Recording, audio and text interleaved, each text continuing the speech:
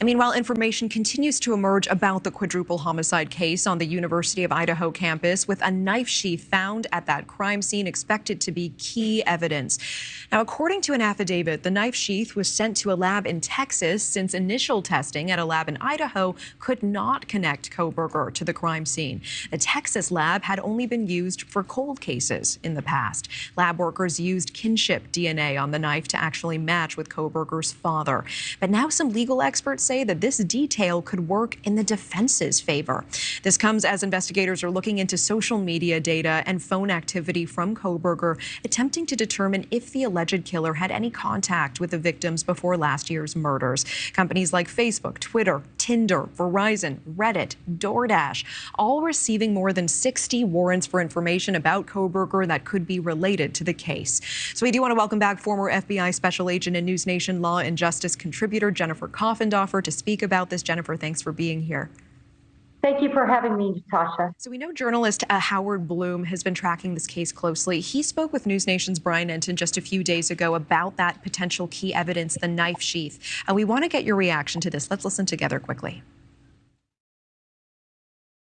But you're saying this lab that they sent the knife sheath to has never been used before except in cold cases?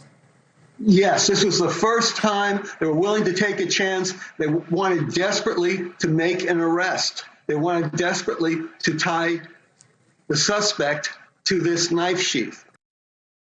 Can you help explain this idea that sending it to the Texas lab actually could benefit Kohberger's defense? In what way? Well, first of all, we're listening to Mr. Bloom, and I have to say the bedrock of the facts known in the public come from the affidavit. And the affidavit makes it very clear the nexus is to the Idaho State lab. Now, is the extension to this smaller lab, are they considering that when this was stated in the PCA? Possibly. But the scientists will explain how they drew that DNA evidence, and I just don't think this is going to be the big deal that it's being made out of by Mr. Bloom. I appreciate that. And let's say that the knife sheath for some reason is not usable in court to tie Kohberger to this crime. Is there plentiful other evidence that the prosecution is likely to draw upon? For example, the white Elantra being described as a rolling crime scene. I think it's possible, Natasha, very probable, I should say, that there's going to be much more DNA evidence and other evidence that's extracted from that vehicle. In addition, we can't forget the knife or the phone pings. We can't forget the video surveillance evidence. I think there's going to be a plethora of other evidence that ties Mr. Kohberger, but certainly that knife sheath is very important. Let's talk about the evidence quickly. Kohberger potentially stalked 3 of the female victims on social media. We are seeing these new reports that say authorities are actually going back to January of 2021 now, investigating what was on his phone, what he was looking at more than a year before the killing. What do you believe they're investigating, and what are you hearing about him potentially stalking other students as well?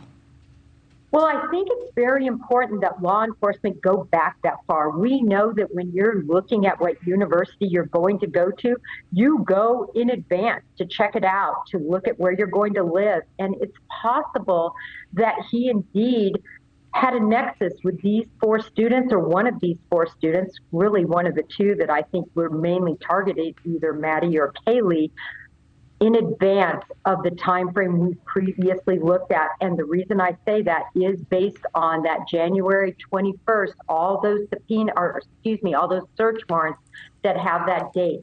I think law enforcement is being careful and making sure they go back as far as is necessary to see if there was a nexus back then. All right, Jennifer Coffindaffer, always appreciate your time. Thank you.